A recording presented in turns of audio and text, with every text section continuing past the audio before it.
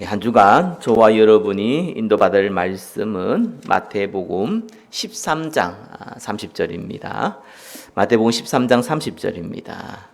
우리 같이 한 목소리 읽어보겠습니다. 둘 다 추수 때까지 함께 자라게 두라. 추수 때에 내가 추수꾼들에게 말하기를 가라지는 먼저 거두어 불사르게 단으로 묶고 곡식은 모아 내 곡간에 넣으라 하리라. 아멘. 가라지 비유를 통한 하나님 나라라는 제목으로 말씀 증거하겠습니다. 우리 같이 인사하겠습니다. 알곡과 가라지를 판단하지 맙시다. 알곡과 가라지를 판단하지 맙시다. 오늘 가장 중요한 메시지입니다. 자, 우리 지난주에는 씨 뿌리는 자의 비유를 통해서 우리가 네 가지를 기억하셔야 됩니다. 자, 우리 안에는 네 가지 밭이 있다는 거 기억하시기 바랍니다. 좋은 밭도 있지만 길가 밭도 또 가시밭도 돌짝밭도 있다는 것을 기억하셔야 됩니다. 자, 감사한 것은 저와 여러분의 이 밭을 기경할 분이 예수 그리스도라는 겁니다. 예수 그리스도께서 우리의 밭을 기경하여서 좋은 밭으로 하나님께서 30배, 60배, 100배의 열매를 거둘 밭으로 우리를 기경할 것이라는 겁니다. 다만 저와 여러분들이 말씀을 순종할 때에 우리의 밭은 더 빨리 갈아엎게 됩니다. 자, 그리고 마지막으로 참된 열매는 인내하고 기다릴 때 결실을 거두게 됩니다. 자, 이것을 기억하시고, 자, 오늘은 가라지 비유입니다. 자, 가라지 비유는 마태복음에 나와 있습니다. 마태복음 13장 24절에 30절, 또 그 해석은 36절에 43절까지 예수님이 말씀한 것이 기록되어 있습니다. 자, 엄밀하게 말하면은, 가라지 비유라기보다는 좋은 씨를 제밭에 뿌린 사람의 비유라는 단어가 좀 더 어울립니다. 왜냐하면 예수님께서 24절에 마태가 이렇게 기록했습니다. 예수께서 그들 앞에 또 비유를 들어 이르시되 천국은 하나님 나라죠. 좋은 씨를 제밭에 뿌린 사람과 같으니. 자, 이렇게 전제 조건을 이렇게 들었습니다.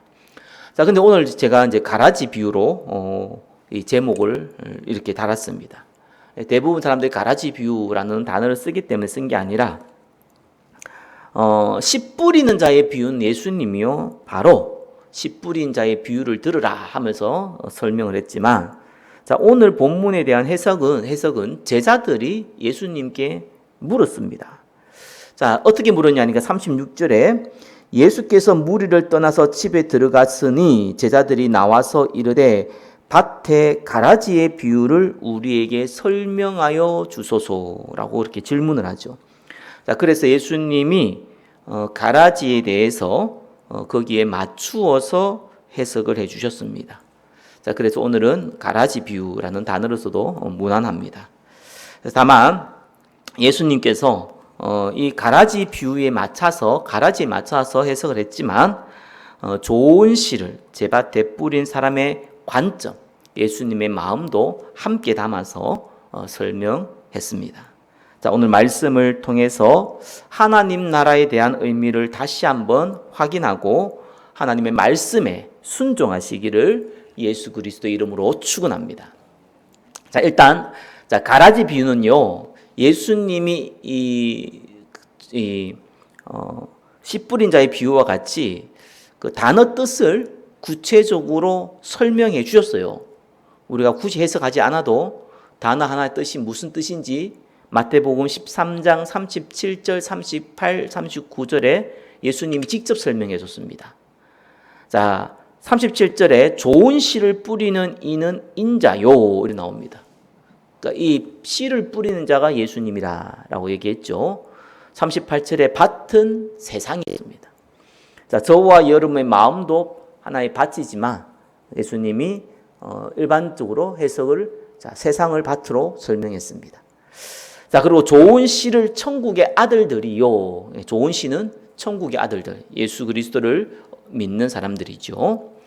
또 가라지는 악한 자의 아들들이요. 이 말은 예수님을 믿지 않는 사람들을 얘기합니다. 자, 가라지를 뿌린 원수는 마귀요. 직접적으로 그 뿌린 자, 가라지를 뿌린 자가 마귀라는 걸 설명했습니다. 자, 추수 때의 세상 끝이요. 추수 때라는 것은 세상 끝을 얘기합니다. 자, 추수꾼은 천사들이다. 추수꾼을 천사들이라고 예수님이 직접 설명해 주셨습니다. 자, 여기에서 한 가지 단어는 설명 안 했었어요. 그게 뭐냐니까 27절에 나오는 집주인의 종들에 대한 의미는 해석을 하지 않았습니다.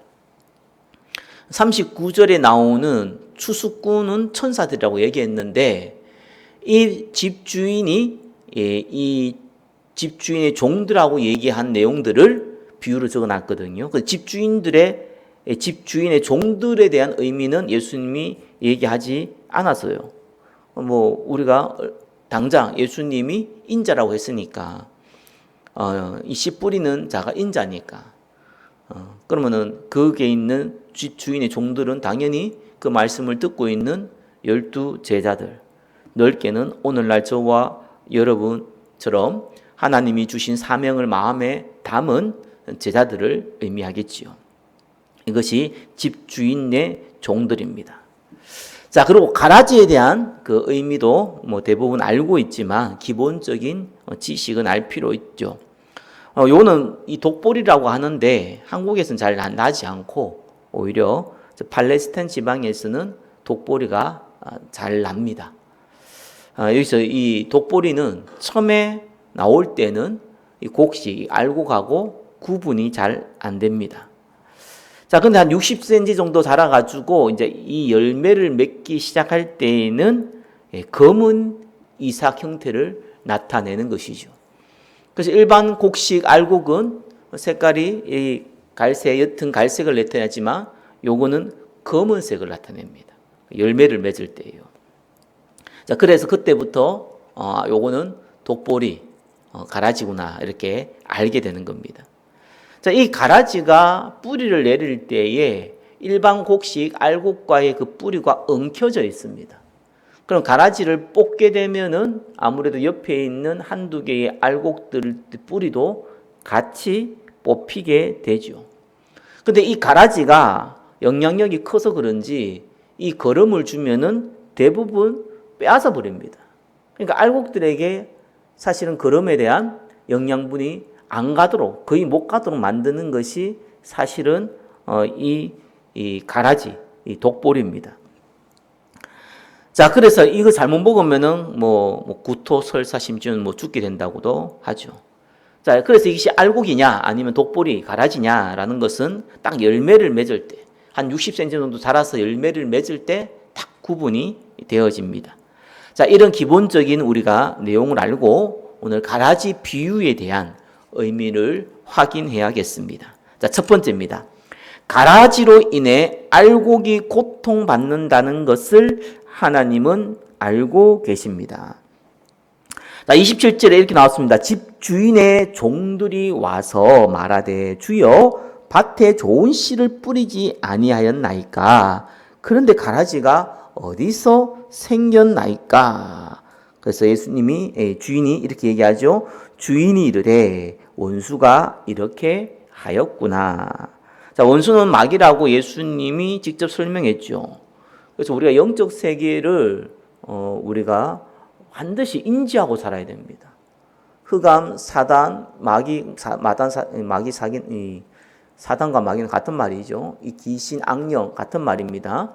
이 존재가 실제로 우리의 일상생활 가운데 직접적으로 관여하고 있다는 사실을 인지해야 됩니다.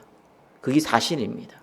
눈에 보이지 않는다고 없는 것이 아니라 내가 그런 얘기 안 해도 돼 이렇게 무시한다고 해서 나에게 영향을 주지 않는 것이 아니라는 거예요.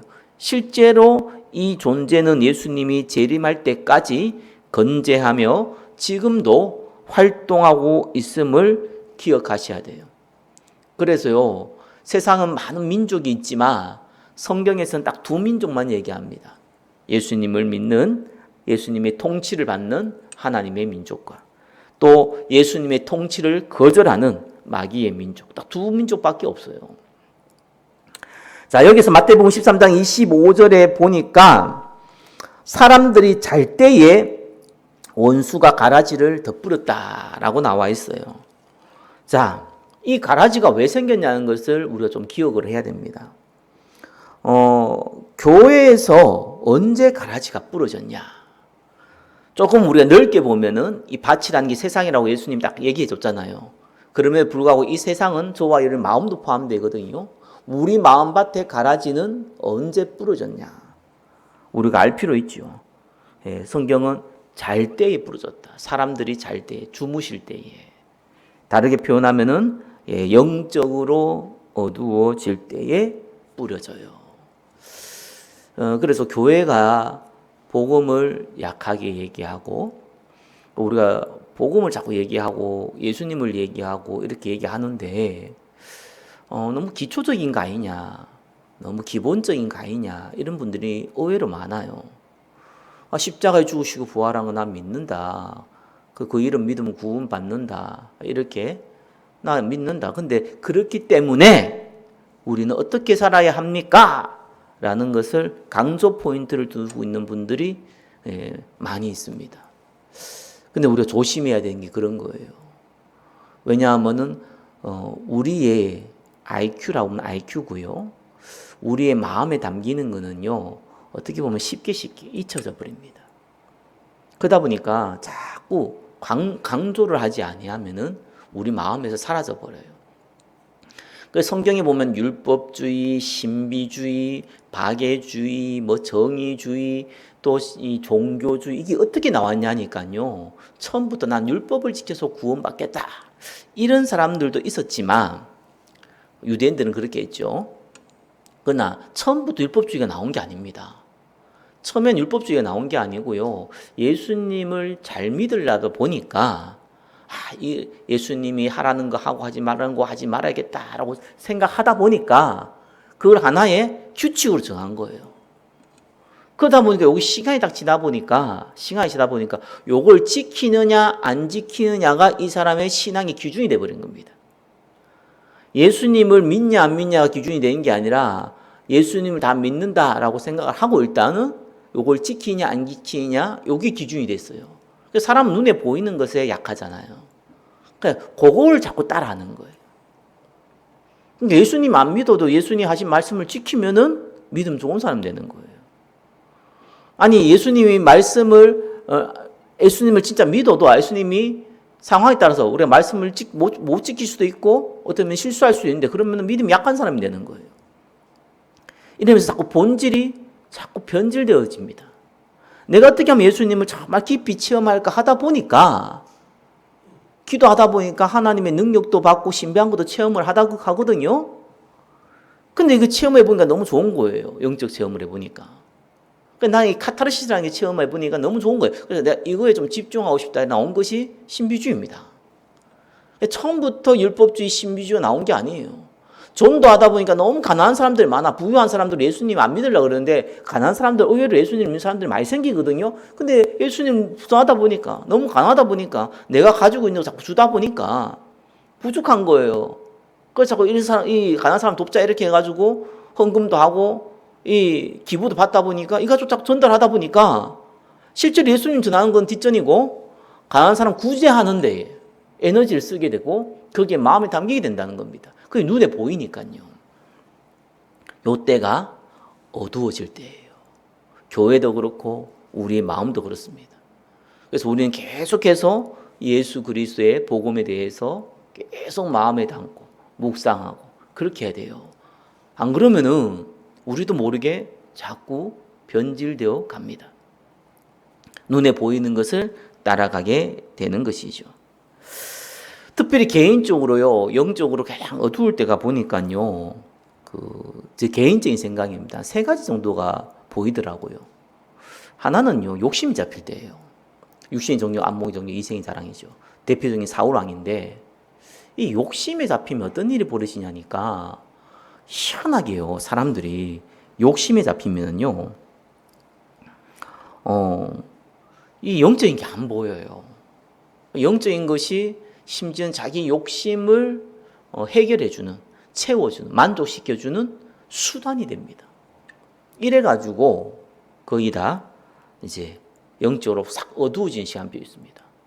그래서 어떤 면에서는 내가 그릇이 안 되는데 육신적인 것들을 많이 가지면 경제도 그렇고 또 이 명예도 그렇고 가지면은요 변질되기가 너무 좋습니다. 사울왕이 이 대표적인 변질자죠. 하나 앞에 그렇게 순수했지만 그릇이 안 되는 상황에서 왕이 되놓으니까 욕심 부리다 보니까 결국은 하나님의 제사를 무시하고 사람들의 인기를 쫓아가서 멸망받게 됩니다. 성경에서 주는 교훈이죠. 또 우리가 언제 또 굉장히 영적으로 어두워지냐니까요. 상처받을 때예요. 상처받을 때 보니까 반드시 상처를 받으면은 그 대상에 대한 상처를 준 뭐 짐승이나 개가 상처를 주지 않잖아요. 그죠? 사람이 상처를 주고 또 국가 시스템이 아니면 사회 시스템이 직장 시스템이 나에게 상처를 준단 말이에요. 그러다 보니까 여기에 대한 원망이 생겨요. 미움이 생깁니다. 그러니까 원수 갖고 싶은 마음이 막 생겨요. 원수를 갖고 싶죠. 그러다 보니까 이게 또 안 된단 말이에요. 그럼 낙심하게 돼요. 자, 이렇게 상처에 잡히니까 로마서 12장 19절의 말씀처럼 하나님 진노에 너희의 원수를 맡기라 했는데 그게 안 되는 겁니다. 그러니까 예수님은 이 원수도 사랑하라 했는데 이거와 내가 지금 원수 갚을 마음하고 부딪히게 되는 거예요. 내가 영적으로 어두워지게 됩니다. 그리고 제가 보니까 언제 영적으로 또 어두워지냐니까 인본주의에 잡힐 때예요. 그 인본주의 잡힌 사람은요 없는 사람이 잡히지 않아요. 있는 사람이 잡혀요. 뭐가 육신적으로 아니면 자리나 위치나 명예나 돈이나 이런 것들이 있는 사람이요 인본주의 잡힙니다. 인본주의 잡히면 어떤 일이 보냐니까 영적인 거를요 육신적으로 해결하려고 그래요. 육신을 통해서. 대표적인 솔로몬이잖아요. 하나님이 우상 숭배하지 말라 했는데 너무 받은 축복이 크다 보니까 그걸 무시해 버립니다. 왜? 돈으로 덮으면 되니까. 문제 될 거 있어요? 자기의 권위와 능력을 덮으면 되잖아요. 이러한 착각 속에 빠져가지고 영적으로 어두워지게 됩니다. 그럼 그 사람 마음밭에요 가라지가 쫙 부러져요. 그러니까 복음이 강조되지 아니하면은 교회에 가라지가 부러지고요. 저와 여러분이 상처나 눈에 보이는 욕심이나 아니면 인본주의 잡힐 때요 가라지가 쫙 뿌려지게 됩니다. 그래서 진짜 오늘날은요 구원 안 받은 목사 장로 많습니다. 저 사람 구원 안 받은 것 같다. 모르죠. 손 가봐야 알지. 함부로 얘기도 못하지만 그냥 그렇게 느껴지는 분들이 의외로 많아요. 그 사람이 삶이 이상해서 아니에요. 그것 때문인 게 아니라 예수님 안 믿어. 말해보면 알잖아. 안 믿는다니까요. 우리가 불신앙할 수 있잖아요. 그거 하고요. 365일, 365년 불신앙하는 거하고는 다른 얘기거든요. 그래서 안 믿어. 이런 분들이 너무 많이 보이더라고요. 자, 그러면은 이 마귀가 가라지를 뿌리는데 이 가라지의 목적이 뭡니까? 뿌린 이유가 하나님 나라를 세우지 못하도록 방해하는 거잖아요. 결국은 하나님 나라를 못 세우게 하려면 누구를 공격해야 돼요? 알곡들, 곡식을 공격해야 돼요. 그럼 곡식은 어떻게 됩니까? 고통을 받는 거예요. 그것이 실제로 성경에서 처음부터 끝까지 얘기하고 있는 것이 복음 다음에 여러분 뭔 줄 압니까? 복음 다음에 얘기하고 있는 것이 우리의 고통을 얘기하고 있습니다. 너무 신기하죠? 저는 마태복음부터 해가지고 요한계시록까지 끊임없이 나온 게 뭡니까?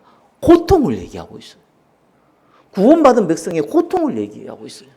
한국교회가 이 얘기를 너무 안 하는 거예요. 옛날에 많이 했던 것 같은데 옛날에 어릴 땐 그 얘기를 많이 했어요. 근데 이 얘기를 안 해요. 자꾸 복 받는 얘기를 하고 축복받는 얘기를 자꾸 하는 겁니다. 그건 틀린 얘기는 아니죠. 영적인 축복을 당연히 받죠. 근데 육신적인 축복을 자꾸 강조하다 보니까 육신적인 축복을 못 받으면은 이 사람은 하나님의 응답을 못 받은 사람이에요. 육신적인 축복을 받은 사람은 이 사람은 하나님의 응답 받은 사람으로 자꾸 착각하게끔 만들어 버리는 겁니다. 성경은 이 얘기를 계속 얘기하고 있어요. 누구든지 그리스도 안에서 경건하게 살고자 하는 자는 고난을 받는다고 했습니다. 그러니까 제가 농담으로 얘기하는 게 아니고 내가 예수님 믿는 것 때문에 고난이 없다면은 내 영적 상태는 죽은 거예요. 정말입니다. 그거는 고통받는 사람들에게 위로를 해주기 위해서 하는 말이 아니라 성경의 약속이에요. 아니, 고통은 다 받아요. 불신자도 받는데. 더 받는데. 그 말이 아니라 예수 믿는 것 때문에, 내가 복음 가진 것 때문에, 내가 빛이 되기 위해서 그것 때문에 내가 고통을 받는다라는 게 성경은 정상적인 신앙이라는 거예요. 내가 예수님 믿는 것 때문에, 내가 예수님이 주신 사명을 붙잡은 것 때문에 고통이 없다. 그거는 지금 영적으로 잠자고 있다는 거예요. 우리는 기억하셔야 됩니다. 그래서 내가 고통받기 위해서 위에 몸부림치다. 그건 말이 안 되고요. 그럼 내가 고통 어떻게 받습니까? 이렇게 질문하는 것 자체가 웃기잖아요. 그 말이 아니라 그리스도 안에서 경건하게 살고자 하는 자는 당연히 겪게 되니까 각오하라는 거예요. 다만 이길 힘 주겠다고 약속하셨고 그것 때문에 더 큰 증거 주겠다고도 약속하셨습니다. 그것도 같이 기억해야겠죠. 요한복음 15장 18절 19절에 보니까 세상이 예수님을 미워했다고 나옵니다. 그죠? 당연히 저와 여러분을 미워하는 겁니다. 미워할 수밖에 없는 겁니다. 그래서 예수 믿는 사람은 실제로 예수 믿는 것 때문에 따라오는 고통과 손해를 감수해야 됩니다. 가라지 비유가 우리에게 주는 큰 교훈이자 예수님이 우리에게 주는 큰 위로입니다. 지금은 하나님 나라 때문에 고통이나 어려움 당하는 것 같지만 이것을 우리 아버지 되신 예수 그리스도께서 하나님이 다 알고 계신다는 겁니다. 하나님은 우리가 어떤 고통을 당하는지 알고 계시고 지금 필요한 것이 무엇인지 너무나 잘 알고 계십니다.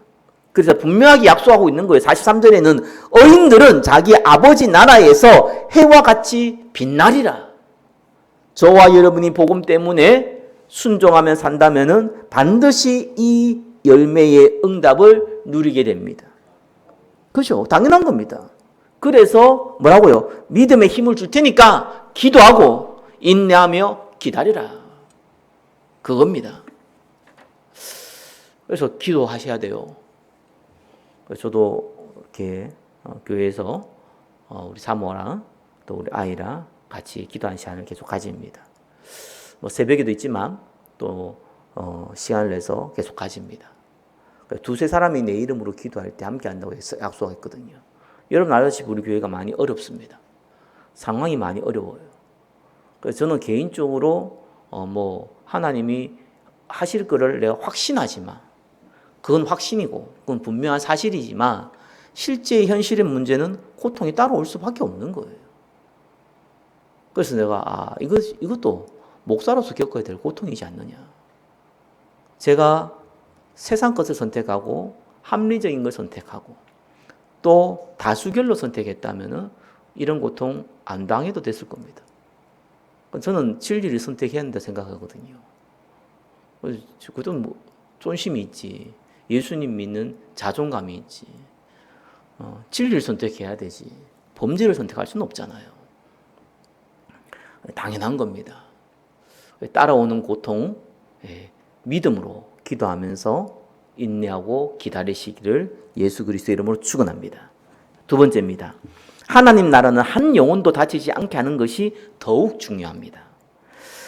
자, 28절에 후반절에 이렇게 물었습니다. 종들이 말하되 그러면 우리가 가서 이것을 뽑기를 원하나이까? 이때 주인이 뭐라고 했습니까? 29절에 주인이 이르되 가만두라. 가라지를 뽑다가 곡식까지 뽑을까 염려하노라.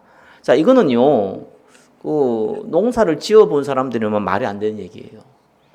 농사를 안 지어본 저와 여러분들이 얘기하면은, 그렇지. 이 가라지 뽑으면 알곡도 뽑히니까 뽑으면 안 되겠네. 이렇게 생각하잖아요. 농부의 목적은 뭡니까? 수확을 많이 거두어야 되잖아요. 그죠? 그래서 독보리가 보인다. 또 독보일 것 같다. 이러면은요, 농부들은 대박 뽑아버립니다. 왜 뽑습니까? 그래야지만 이게 지금 수많은 알곡의 그 영양분을 다 빨아먹거든요. 수많은 알곡을 죽여요. 그러니까 뽑아버려야 돼요, 그거를. 그래야지 많은 알곡이 튼실하게 자라나는 겁니다. 그건 당연한 농사법이에요. 그러면은 이 가라지 뿌리와 연결되어 있는 알곡들이 있잖아요. 당연히 뭐 몇 개 같이 뽑히겠죠. 그 몇 개 같이 뽑힌 게 중요하지 않다니까요. 그거 없어도 문제가 안 돼요. 왜냐하면은 그거 가만히 놔두면 수많은 곡식들이 문제가 생겨요. 그래서 뭐 세상 말로 대를 위해서 작은 거는 희생하는 거는 아무것도 아닌 거예요. 뭐의 관점으로? 농부의 관점으로. 수확을 많이 거두려는 농부의 관점은 가라지로 보여진다. 또 가라지일 것 같다라고 하면 대박 없습니다. 그게 정상적인 농부의 방법입니다. 예, 알곡을 많이 거두기 위해서 그런 것이죠. 근데 본문의 비유에서 주인은 뭐라고 합니까? 뽑지 말라고 그랬어요. 왜요? 알곡까지 뽑힐까 염려한다고 그랬습니다. 아니, 알곡 몇 개 뽑혀야지, 그게. 그죠? 여러분, 밀농사, 벼농사 한번 안 봤습니까? 그게 한 개, 두 알이 있습니까, 그게? 한 가지에도 수십개, 수백 개 나오는데. 그거 딱 한란 심은 게 아니잖아요. 그 밭이 얼마나 큽니까? 이 팔레스타인 같은 경우는, 그 3부작을 하는 곳인데, 얼마나 큽니까? 그 빨리 보면 빨리 뽑아야 돼요. 그래야지만 많은 농사를 지을 수 있단 말이에요. 또 많은 열매를 거둘 수 있단 말이에요. 근데 뽑지 말라 그랬어요. 왜 그렇습니까? 이 알곡이 문제라. 이 알곡이 뭐냐? 하나님 나라의 백성들이라는 거예요. 그래서 예수님은 많은 양의 수확이 중요한 것이 아니라 하나님 나라를 많이 확장하는 것이 중요한 것이 아니라 중요하지만 그보다 더 중요한 것은 한 알곡도 다치지 않도록 하는 것이 더 중요하다는 겁니다. 간혹 뭐 미국 영화 옛날에 보면은 그런 거 나오잖아요, 그죠? 자기 가족 한 명 살리기 위해서, 그죠? 많은 어떤 희생을 치를 줄 모르는, 희생을 치를 수 있는 그런 막 대가를 지불하고 막 행동하는 그런 영화들이 많지요. 뭐 가족 영화로 많이 나옵니다. 그게 그냥 나오는 게 아니에요. 그 기독교적인 그 성경에 대한 그 사상들이 미국에 많이 들어가 있기 때문에 그걸 하는 거예요. 그래서 악한 자들은 뭡니까? 대를 위해서 소를 희생하잖아요. 근데 이제 주인공들은 보니까 대를 위해서 소를 희생하지 않아요. 그죠? 대가 어떻게 되는지 말든지 상관없이 소를, 작은 거를 살리려고 합니다. 그게 기독교적인 관점이에요. 그게 맞는 관점이거든요. 성경에서 그렇게 얘기합니다. 그래서 예수님이 마태복음 18장 6절 같은 경우는 누구든지 나를 믿는 이 작은 자 중 하나를 실족하게 하면은 차라리 연자 맷돌이 그 목에 달려서 깊은 바다에 빠뜨려지는 것이 나으니라. 한 영혼을 낙심케 할 바에는 차라리 네가 죽으라. 이런 직접적인 말씀을 예수님께서 하신 것이죠. 그렇다고 해서 그 가라지를 끝까지 가만둡니까? 아니잖아요. 마태복음 13장 30절 뭐라고 나옵니까? 둘 다 추수 때까지 함께 자라게 두라. 추수 때에 내가 추수꾼들에게 말하여, 천사들이죠, 가라지는 먼저 거두어 불사르게 단으로 묶고 곡식은 모아 내 곡간에 넣으라 하리라. 하나님께서 알아서 정리하시겠다. 그것이 지금 성경에서 나와 있는 핵심입니다. 그래서 하나님 나라는요, 하나님이, 예수님이 주인이세요. 그죠? 저와 여러분을 통해서 하나님 나라를 확장하기를 원하는데 여기에서 제일 중요한 것이 뭡니까? 양의 문제가 아니라 한 영혼도 낙심시키지 않도록 주의하는 것이 더 중요하다. 그것이 예수님이 우리에게 주시는 말씀입니다. 자, 세 번째입니다. 하나님 나라 백성은 알곡과 가라지에 관한 판단을 유보해야 합니다. 자, 오늘 내용의 핵심입니다. 자, 40절, 43절에 그런즉 가라지를 거두어 불에 사라는 것 같이 세상 끝에도 그러하리라. 인자가 그 천사들을 보내리니 그들이 그 나라에서 모두 넘어지게 하는 것과 또 불법을 행하는 자들을 거두어 내어 풀무불에 던져 넣으리니 거기서 울며 이를 갈게 되리라. 그때에 의인들은 자기 아버지 나라에서 해와 같이 빛나리라. 귀 있는 자는 들으라. 라고 말씀하고 있습니다. 자, 우리는 알곡과 가라지를요, 쉽게 구분할 수 있다는 착각 속에 빠지기도 합니다. 이 사람 말하는 거 보니까, 이 사람 행동하는 거 보니까 이 사람은 가라지가 확실해. 이 사람은 알곡이 확실해.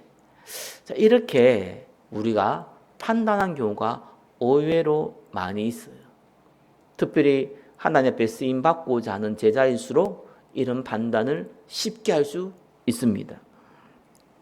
그러나 잘못 볼 수 있는데 그 잘못 볼 수 있는 확률이 제 개인적으로 볼 때는 50%가 넘어요.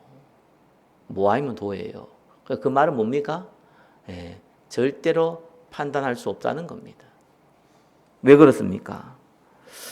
교회는 정말 이상한 사람들 많아요. 큰 교회일수록 더 많습니다. 가라지라 생각하는데요. 지나고 오면은 알고 있는 사람들이 많습니다. 저는 청소년사에게 보면서 많이 느꼈어요. 정말 엄마 아빠 따라서 억지로 나와 앉아 있는데 저게 인간 되겠냐? 저 좀 지나면 교회 떠날 건데 이렇게 속으로 판단했던 애들이 많이 있었어요. 근데 오늘날 보니까 제자가 돼 있어가지고 저한테 인사를 하는데 모르겠어 내가 누군지. 왜냐하면은 그때 내가 가라지로 봤거든요. 가라지기 때문에 유심히 안 본 거예요. 왜냐하면 눈에 보이는 것은 알곡이 10명이면 가라지가 90명이거든요. 안 보이는데 뭐 부모 따라 나온 애들이 알곡이 몇 명이 있겠습니까? 이런 이제 판단들이 들죠. 그러니까 이게 알곡이 또 기준은 뭐냐? 말 잘 듣는 애들 이게 또 알곡이라. 이런 이제 스스로의 착각 속에 빠지는 경우가 생기더라고요. 왜 그래도 전도도 하고 또 말들 잘 듣고 그죠? 뭐 세 가지 초청하면 다 데려오고 막 이러니까 야 충성되고 알곡이다. 그래서 그 애들 중에 상당수가 교회를 떠났어요. 교회를 다니시다. 그 내가 보면서 내 착각이구나. 반대로 최근에도요. 저보고 30대 중반이 이제 청년이 아니죠. 집사가 나한테 인사를 하길래 누구냐 했더니만은 목사님 중학교 때 뭐 누구라 하더라고. 얼굴도 기억도 안 나고 이름은 그냥 얼굴도 기억 안 나요. 근데 모른 척 할 수 없죠. 그러네 하면서 막 모르는데 막 악수하고 안아줘. 민망하더라고. 그래서 모르는데 어떡하겠어요. 그렇다고 해서 난 너 처음 봐. 난 몰라. 이렇게 하면 더 이상하잖아요. 모르는데 막 기억난다면서 잘 지냈나면서 악수하고 막 안고 막 에휴. 그래서 내가 속으로 참 나도 어리석었구나. 이렇게 사람 볼 줄 모르는구나. 이렇게 내가 사람을 잘못 봤구나. 그래서 내가 많이 배웠습니다. 절대로 알곡이라고 알곡이 아니고요. 가라지라고 해서 가라지가 아닙니다. 다르게 표현하면 우리는 판단할 자격이 없습니다. 심판할 자격이 없을 뿐만 아니라 판단할 자격도 없습니다.